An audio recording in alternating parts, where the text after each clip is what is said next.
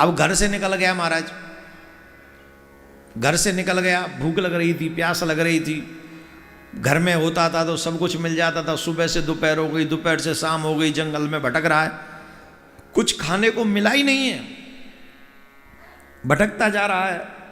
एक पेड़ के नीचे सुस्ता रहा था, बैठ गया था, थकान मिटा रहा था, बैठ बैठ कर रो रहा था, अपने किए हुए कर्मों को याद कर रहा था और रोता रोता कह रहा था, हाय हाय मेरी ऐसी दुर्बुद्धि कैसी हो गई। अच्छा, उसे बेचारे को जो विद्याएं पिताजी ने सिखाई थी बचपन में, वो विद्याएं अब याद नहीं उसे। वो सोचता था अब मैं पेट कैसे भरूंगा। अब क्यों याद नहीं थी? प्रत्येक विद्या तभी काम आती है जब वो प्रैक्टिस में रहे। इंग्लिश में एक वर्ड है, practice makes a man perfect. अगर आप प्रैक्टिस नहीं करोगे तो कितने भी आप गुणवान सही, कितनी भी अच्छी विद्या आपको आती हो, वो आपका काम नहीं करेगी उस समय जब आपको जरूरत पड़ेगी। इसलिए जो विद्याएं आपने सीखी हैं वो उनको बार बार रिवाइज करते रहो। अब इसने तो कभी की नहीं थी तो वो विद्याएं भी भूल चुका था।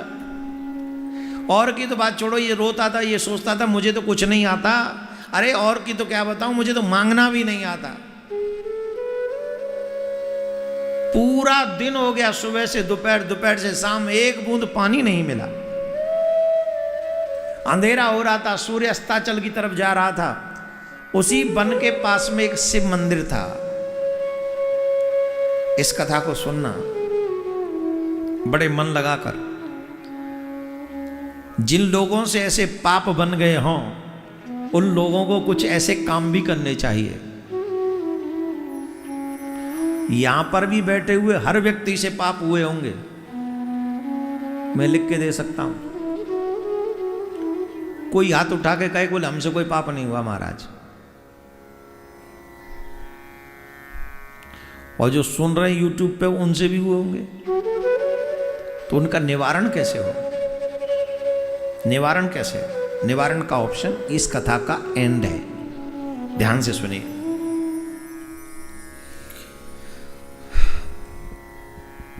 गुणनिधि वन में बैठा हुआ था, सूर्यास्ताचल की तरफ जा रहे थे। उसी वन की पास में एक शिव मंदिर था। वहां पर शहर के एक धनवान व्यक्ति ने शिव जी की पूजा करने का भाव रखा। उस दिन शिवरात्रि थी, तो शिव जी के लिए पूजन के लिए उसने बड़ी बड़ी व्यवस्थाएं की थी। बड़े बड़े पाक पकवान, जिसको कहते हैं 56 भोग की व्यवस्था की थी। बड़े सुंदर सुंदर व्यवस्था उसने शिव जी के भोग के लिए की। कीर्तन हुआ, संध्या बंदन हुआ, पूजन हुआ, अभिषेक हुआ, बड़ा कीर्तन, जोर जोर से कीर्तन हो रहा था। गुणनिधि को भोजन की गंध आ रही थी। उसे पता चल गया कि अवश्य आसपास में कहीं भोजन बन रहा है। भूखे को क्या चाहिए? हैं?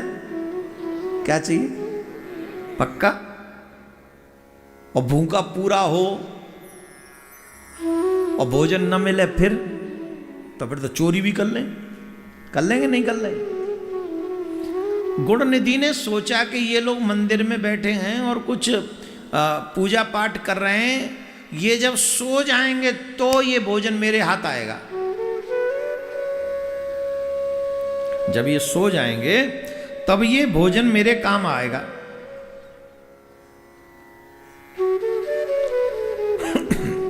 संयोग से ऐसा हुआ भी।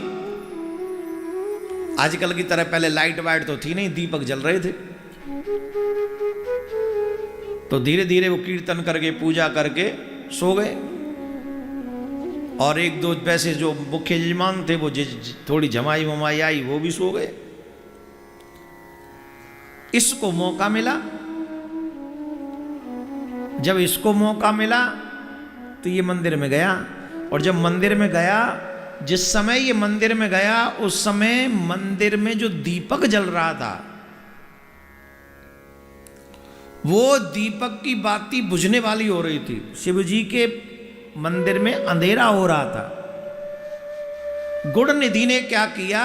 अच्छा, उसने मंदिर में प्रकाश करने के लिए नहीं किया कि शिव जी के मंदिर में प्रकाश होगा, ये विचार नहीं था।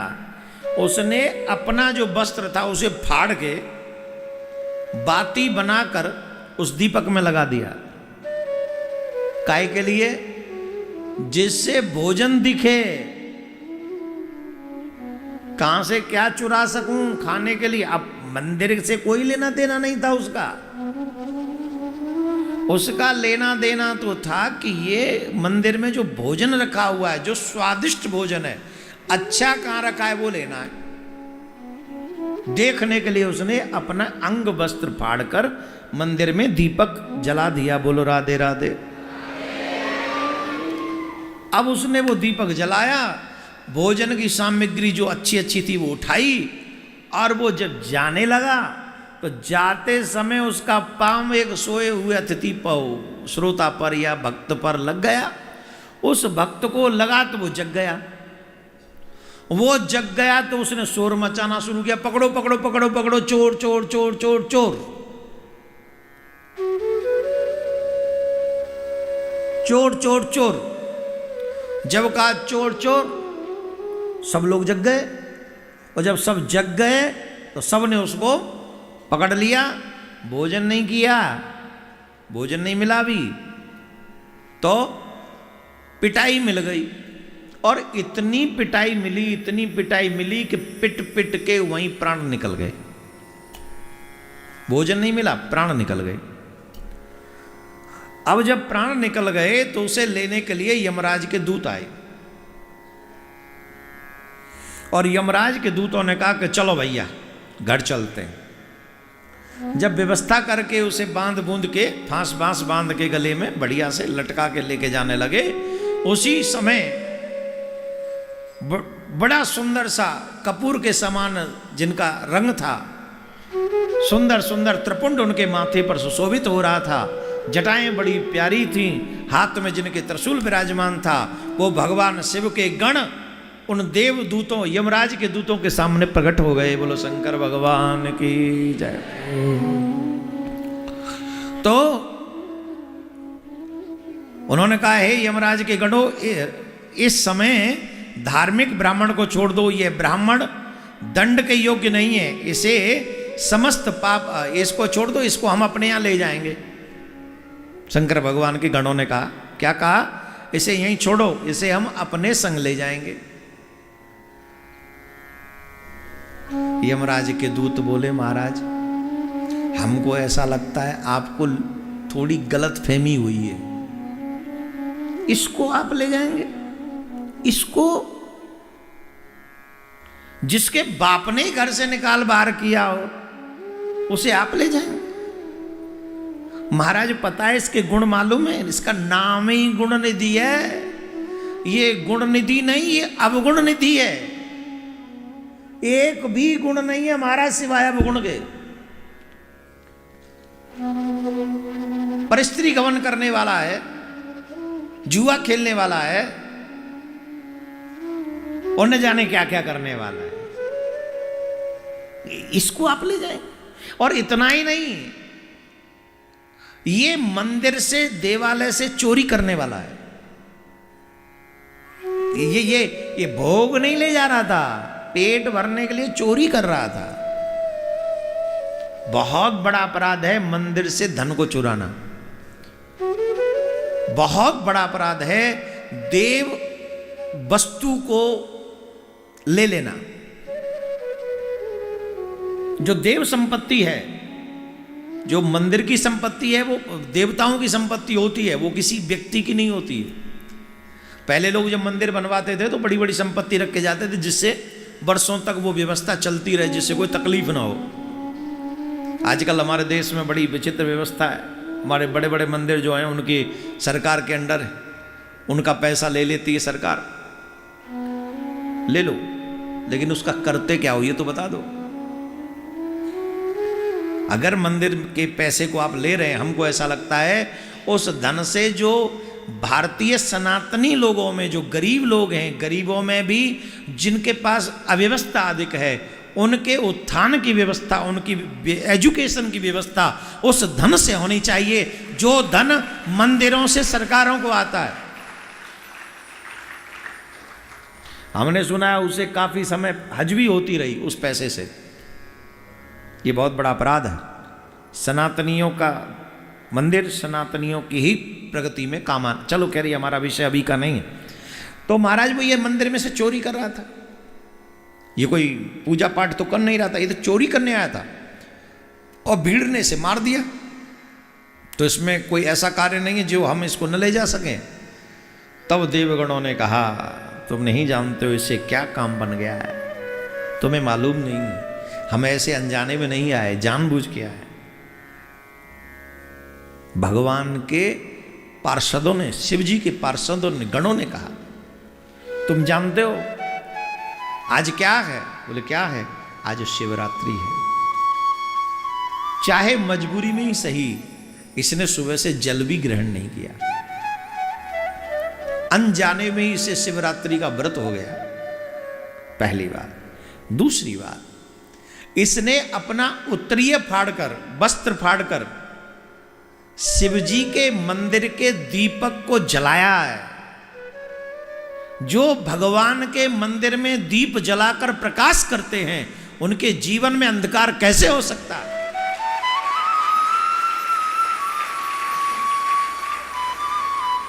जिनके जीवन में, जो भगवान के मंदिर में प्रकाश करते हैं, उनके जीवन में अंधकार कैसे हो सकता है?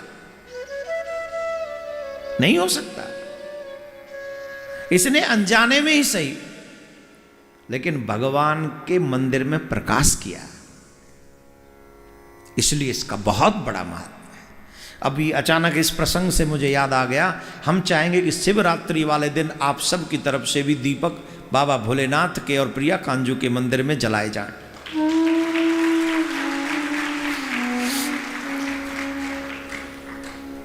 आप अचरज करेंगे, बताइए इस व्यक्ति को क्या मिला? कौन है ये व्यक्ति? बताओ। ये मर के शंकर भगवान के यहाँ गया, हजारों वर्ष मारा, उसके बाद क्योंकि ये इसने कोई मोक्ष की प्राप्ति के लिए तो ये सब किया नहीं था, अनजाने में हो गया था, इसको तो बड़े बड़े सुख भोगने की इच्छा थी। तो महादेव ने इसके बड़े बड़े सुख भोगवाने के लिए, जानते हो क्या किया? कलिंग देश का इसको राजा बनाया। कलिंग कहते हैं उड़ीसा को, उड़ीसा का राजा बनाया इसको। और संयोग से शिव कृपा से इस बात का ध्यान रहा कि एक दीपक अनजाने में जलाया था मैंने, उसके फलस्वरूप देवगण, शिवगण मुझे भगवान के पास ले गए। जानते उसने क्या किया? कलिंग देश का जब राजा था, पूछो पूछो क्या किया है? हाथ जोड़ के पूछो, अरे कुछ तो रिस्पेक्ट दो मुझे, पापियो। और रिस्पेक्ट नहीं दे सकते, तुम रिस्पेक्ट नहीं दोगे तुम्हें कहां से मिलेगी? अच्छा मैं दूं आपको रिस्पेक्ट? जरा जी मुझसे पूछ लो, बताऊं। कलिंग देश का राजा होने पर राजा ने कहा कोई भी व्यक्ति ऐसा नहीं होना चाहिए जो देवालय में दीप न जलाए।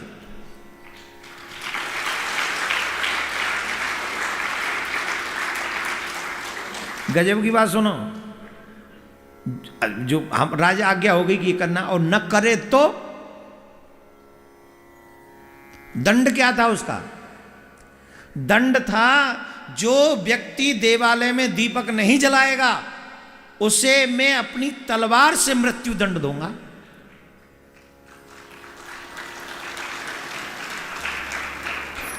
आजकल की सरकारों में हिम्मत है ऐसी,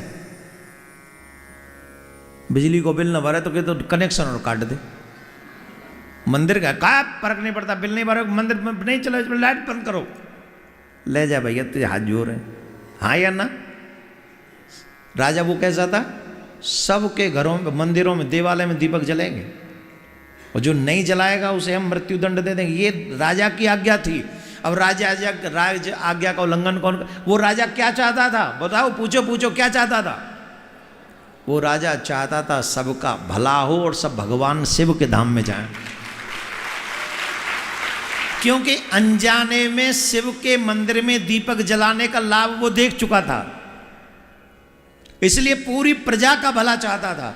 आजकल के राजा सिर्फ कुर्सी के लिए राज्य करते हैं, धर्म के लिए नहीं, प्रजा के कल्याण के लिए नहीं। प्रजा का कल्याण बड़ी सड़कों पर और ऊंची बिल्डिंगों पर रहने से चलने से नहीं होगा। प्रजा का कल्याण सनातन धर्म की पद्धति को स्वीकार करने से होगा। सच्चरित्रवान होने कर पूजा पाठ करने पर प्रजा का कल्याण होगा। रोटी कपड़ा और मकान, अरे ये तो सब ठाकुर जी दे ही देंगे, देते ही हैं, दिया ही है। लेकिन राजा का धर्म है कि प्रजा को एक ऐसे धर्म में लगा दे जहां से यहां भी उसका कल्याण हो जाए और वहां भी उसका कल्याण हो जाए। अच्छा सुनो, राजा ने जब राज्य में ये कह दिया कि सब दीपक, सबको दीपक जलाना, उसका परिणाम क्या हुआ मालूम? पूछो क्या हुआ? वही राजा आज कुबेर के नाम से जाने जाते हैं। वही गुण निधि जो अवगुण निधि थे, अनजाने में दीपक जलाने वाले कलिंग देश के राजा बने और वो आज कुबेर हैं। मतलब जो भगवान के देवालय में मंदिर जलाते, दीपक जलाते हैं, उन लोगों के यहाँ पर सुख संपत्ति का कभी भी, ऐश्वर्य का, वैभव का कभी भी कोई कमी नहीं रहता है। यहाँ भी प्रकाश स्वरूप उन्हें प्राप्त होता है और वहाँ भी उसको प्रकाश प्राप्त होता है। क्या बोलना पड़ेगा? तो भैया शिव अभिषेक होगा शिवरात्रि में और शिव जी के मंदिर में ही जलाए जाएंगे दीपक। तो जिन जिन लोगों, मैं तो सबसे निवेदन करूंगा शिवरात्रि वाले दिन व्रत रखना, सब हो सके तो निर्जला रखना, और निर्जला नहीं रख सको तो पी के रखना। अरे क्या समझ लो पी के मतलब क्या?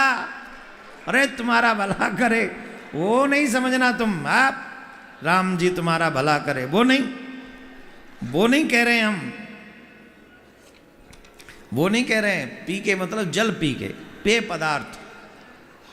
लेकिन जब तक शिव जी का अभिषेक न कर लो, पहले सुबह सबसे पहले जल्दी सूर्य उदय से पहले उठ जाएं, सूर्य उदय से पहले उठकर स्नान करें और सबसे पहले जाके शिव जी का अभिषेक करें, उसके बाद ही जल पिए। उस दिन कुछ खाएं नहीं, कुछ भी ना खाएं। अब दवाई जो लेते हो भैया उनके तो हम कुछ नहीं कह सकते, बाकी का वैसे लोग कोई ना कुछ खाएं। और 4 पैर की पूजा अगर कर सको, एक बार तपस्या कर लो भैया। और ये मत मांगना कि हमें शिवलोक दे दो, ना, हम वैष्णव लोग हैं महाराज, तुम शिवलोक रखो, हमें तो हमारा गोलोक ही दे दो, हमें तो हमारा गोलोक चाहिए महाराज। हैं देखो, हम आपको ही ठाकुर जी के रूप में बसते हैं, युगल सरकार के रूप में। सरकार हमें शिवलोक नहीं चाहिए, वहाँ आप रहो, आपके गण रहें, हमें ठाकुर जी का गण बना के भेज दो बस। तो ये जो शिवरात्रि है, ये शिवरात्रि हम लोग अपने कल्याण के लिए रहेंगे। और हो सकता है आगे शायद वो स्थिति न बने, डे बाई डे शरीर कमजोरी होगा और हो सकता है आगे वो व्यवस्था न बने। तो इस बार 4 पहर की पूजा आप कर लीजिए। और शिव अभिषेक तो यहाँ 8 बजे से होगा ही, वो एक बार का होगा, पर 4 पहर की पूजा इस बार हो जाए तो ज़्यादा अच्छा है। आप लोग अपने अपने घर में कर लीजिएगा, दीपक यहाँ जलाइएगा इत्यादि कार्य के